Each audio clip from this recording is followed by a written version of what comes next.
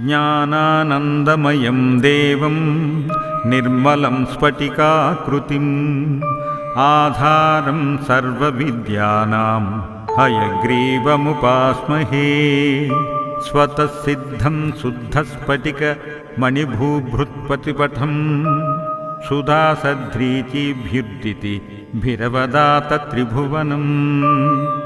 ಅನಂತ್ರಸ್ತಯ್ಯಂ ತೈರನುವಿಹಿತ ಹೇಷಾಹಲಹಲಂ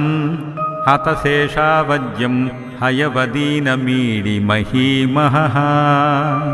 ಸಮಾಹಾರ Saamana ಪ್ರತಿಪದಂ ರುಚಾಂ ಧಾಮಯುಜುಷಾಂ ಲಯಃ ಪ್ರಚೂಹಾನಾಂ Lahari ವಿತಿತರ್ಬೋಧಜಲಧೇಃ ಕಧಾದರ್ಪಕ್ಷುಭ್ಯತ್ ಕಧಕಕುಲಕೋಲಾಹಲಭವಂ ಹರನ್ತ್ವಂ ತದ್ಭಾಂತಂ Hayavadana ಹೇ